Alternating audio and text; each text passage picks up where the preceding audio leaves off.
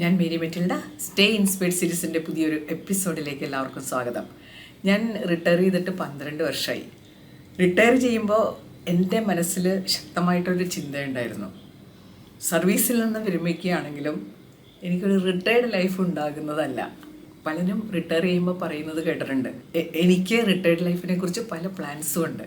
പക്ഷേ ഇത്രയും കാലം ഞാൻ കഷ്ടപ്പെട്ട് ജോലി ചെയ്യായിരുന്നില്ലേ, കുറച്ച് കാലം വിശ്രമിച്ചതിന് ശേഷം അതെല്ലാം എനിക്ക് ജീവിതത്തിൽ നടപ്പാക്കണം. പക്ഷേ എന്ത് പറ്റുമെന്നറിയാമോ, പലരും ഈ വിശ്രമത്തിന് ശേഷം തിരിച്ചു വരാറില്ല. അതിനൊരു കാരണമുണ്ട്. നമ്മുടെ ബ്രെയിൻ ഹാബിറ്റ്സിനെ ഒരുപാട് സപ്പോർട്ട് ചെയ്യുമല്ലോ.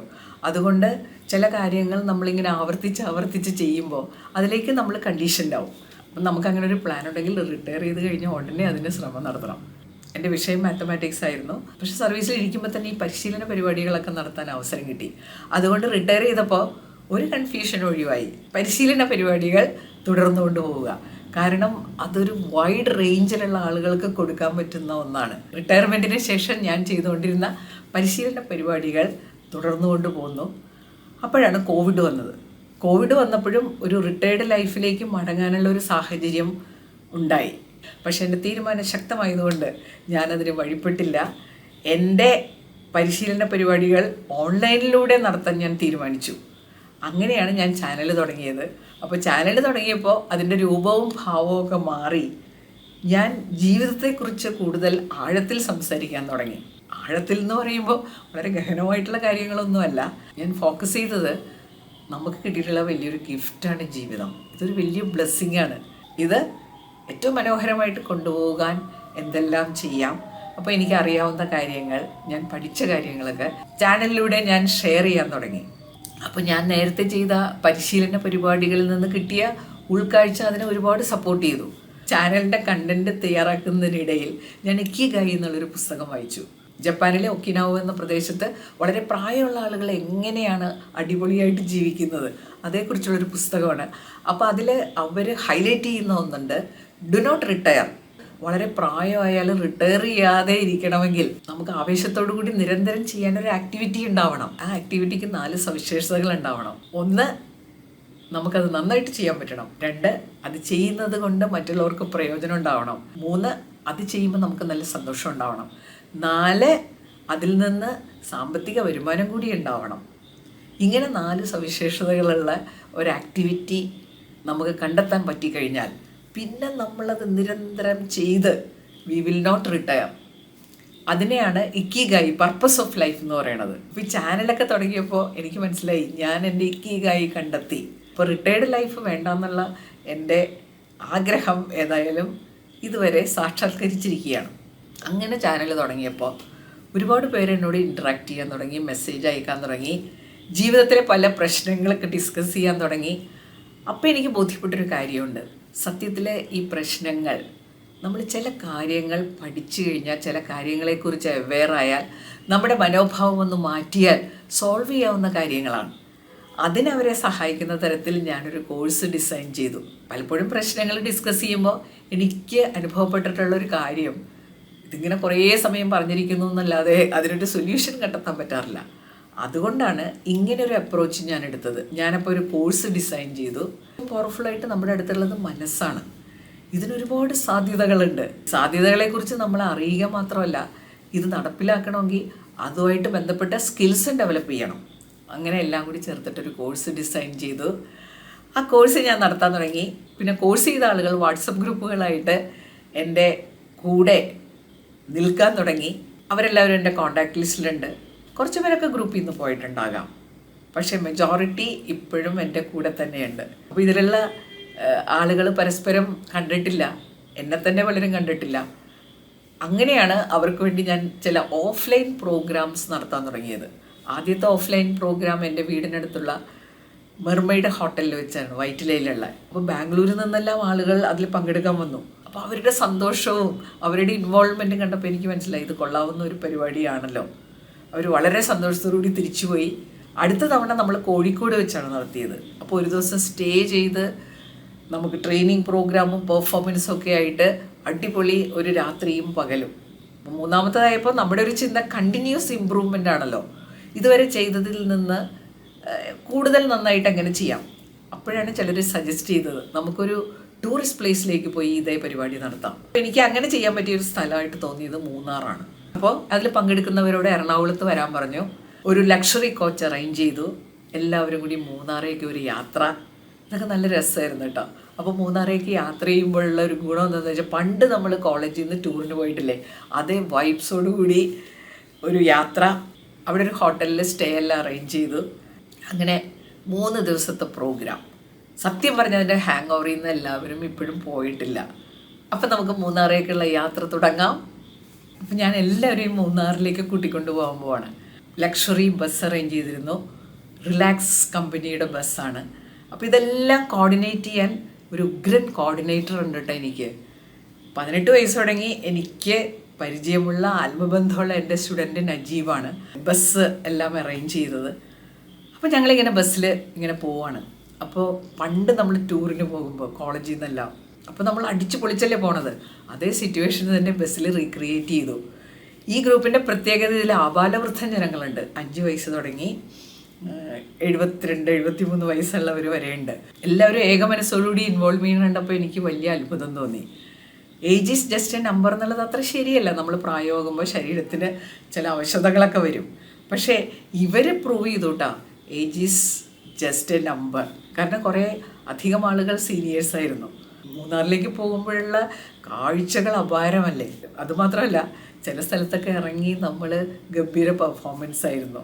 ഹോട്ടലിലെ കോൺഫറൻസ് റൂം അവർ ഞങ്ങൾക്കായിട്ട് വിട്ടു തന്നു. എപ്പോൾ വേണമെങ്കിലും അത് ഉപയോഗിക്കാം. അവിടെ വെച്ച് കുറേ അധികം പരിപാടികൾ.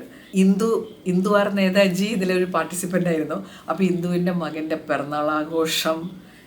പിന്നെ വിശ്വനാഥൻ കമ്പനിയുടെ CEO ആണ്. ബാംഗ്ലൂരിൽ നിന്നാണ് അദ്ദേഹം ഇതിൽ പങ്കെടുക്കാൻ വന്നത്. അദ്ദേഹത്തിൻ്റെ ഒരു ട്രെയിനിങ് സെഷൻ, സുഭദ്രയുടെ ഒരു യോഗ സെഷൻ. അപ്പോൾ അതൊക്കെ നിങ്ങൾ കണ്ടോളൂ. ഇതെല്ലാം ഇതിൻ്റെ കൂടെ നമ്മളിവിടെ വിഷ്വൽസായിട്ട് കാണിക്കുന്നുണ്ട്. ഞങ്ങളുടെ കൂടെ വളരെ പ്രഗത്ഭയായ ഒരു ഡോക്ടറുണ്ട്, ഡോക്ടർ ഷീല.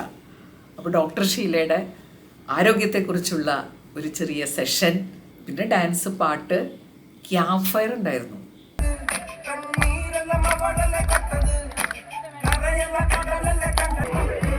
അതിൽ പങ്കെടുത്ത സുരേന്ദ്രൻ സാറ് പറയുകയാണ്, സാറ് സീനിയർ സിറ്റിസണാണ്, 63 വയസ്സായി. സാറ് പണ്ട് കുട്ടികളെയൊക്കെ ഒരുപാട് തവണ ടൂറിന് കൊണ്ടുപോയിട്ടുണ്ട്, ക്യാമ്പ് ഫയറുകൾ ഉണ്ടായിട്ടുണ്ട്. ആദ്യമായിട്ടാണ് ഞാൻ ഒരു ക്യാമ്പ് ഫയറിൽ ഡാൻസ് ചെയ്യണത്. പിന്നെ താമസിച്ച ഹോട്ടലിലെ കുറച്ച് വിഷ്വൽസും കണ്ടോളൂ.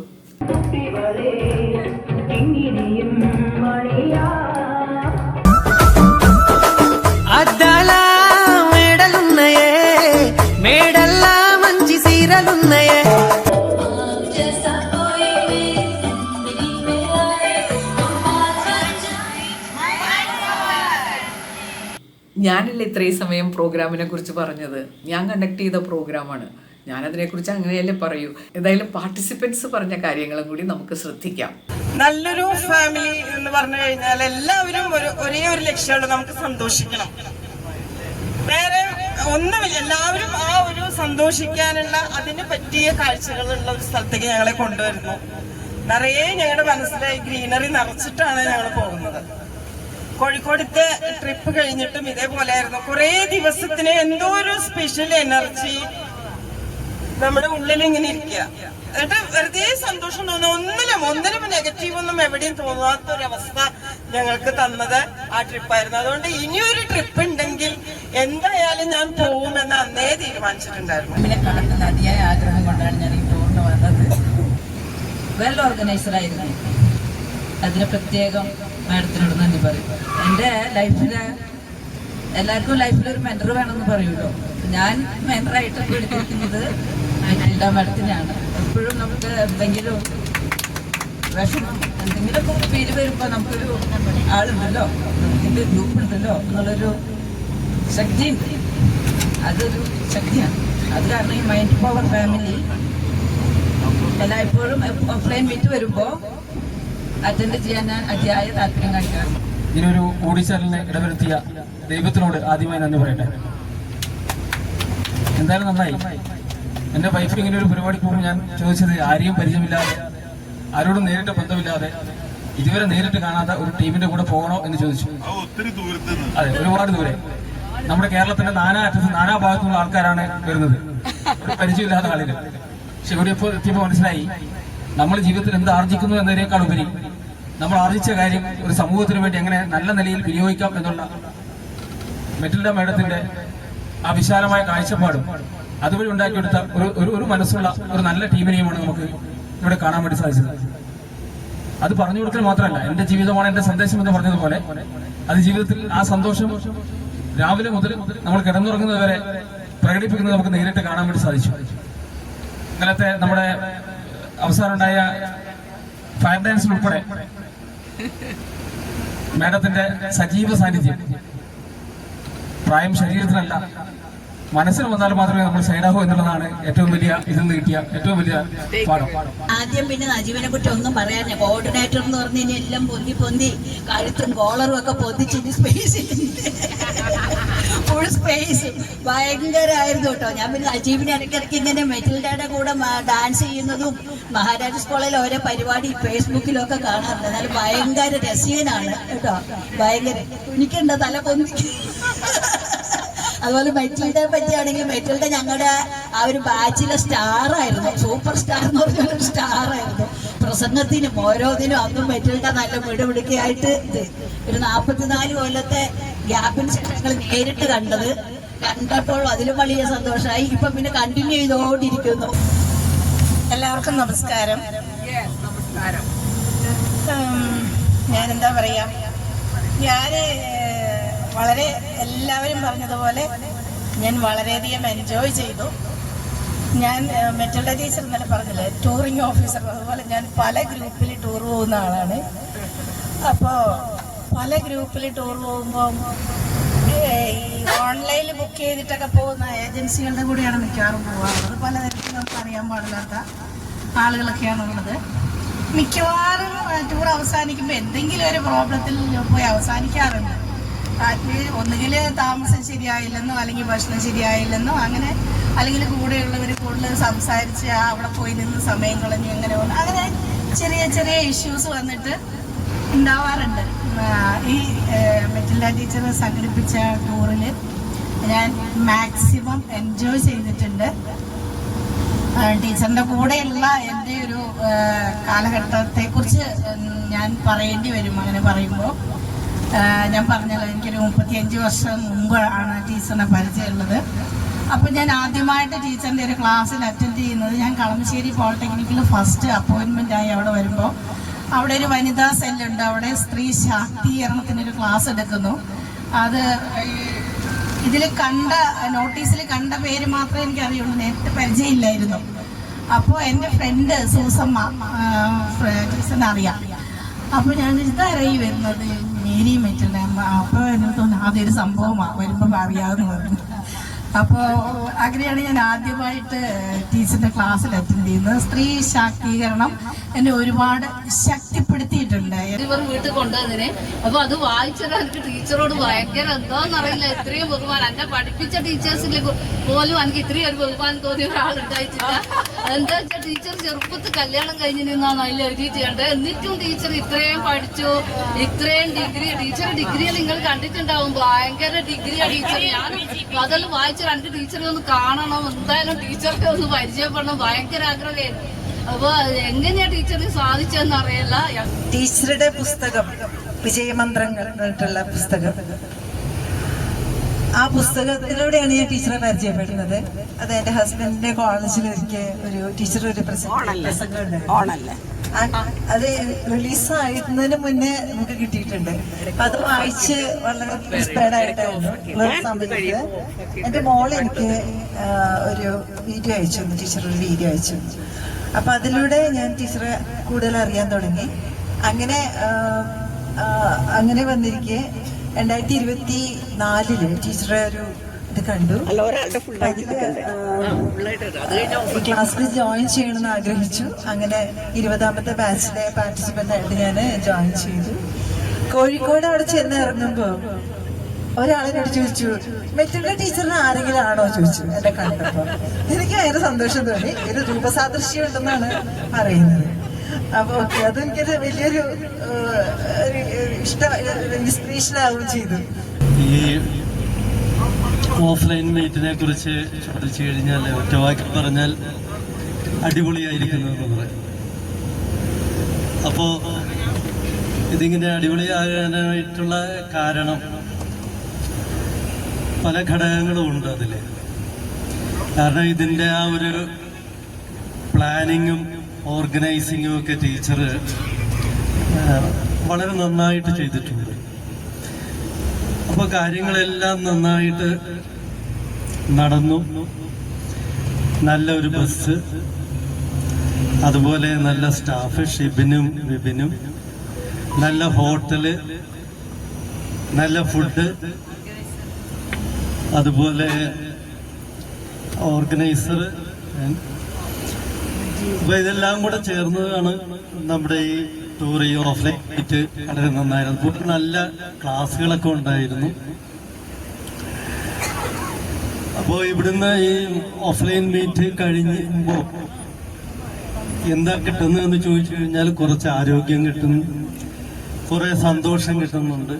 മഹാരാജന്റെ ഒരു പ്രിൻസിപ്പിള് ഇത്രയും ചാടയില്ലാതെ സിമ്പിളായിട്ട് അതെന്നെ ഭയങ്കരമായിട്ട് അട്രാക്ട് ചെയ്തു.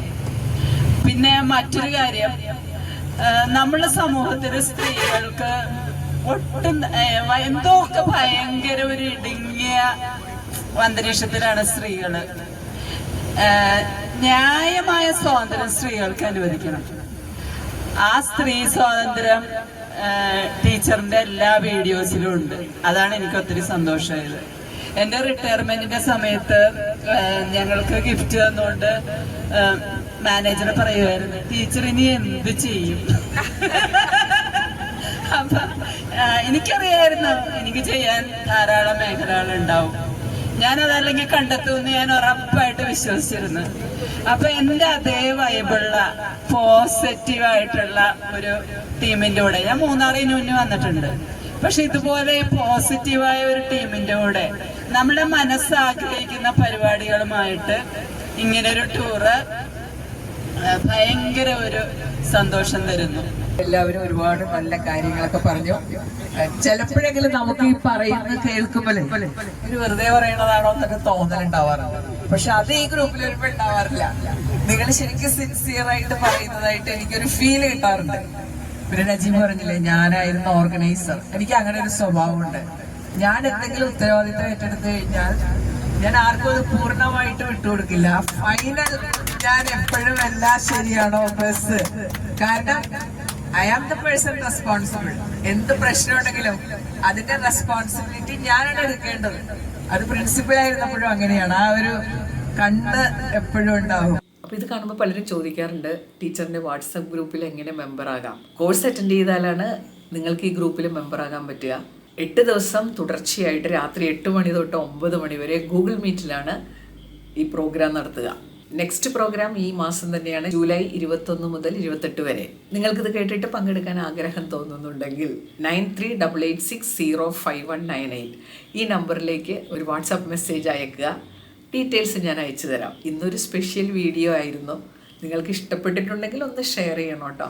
അടുത്ത ആഴ്ച പുതിയൊരു വീഡിയോയുമായിട്ട് നമുക്ക് വീണ്ടും കാണാം. Thank you.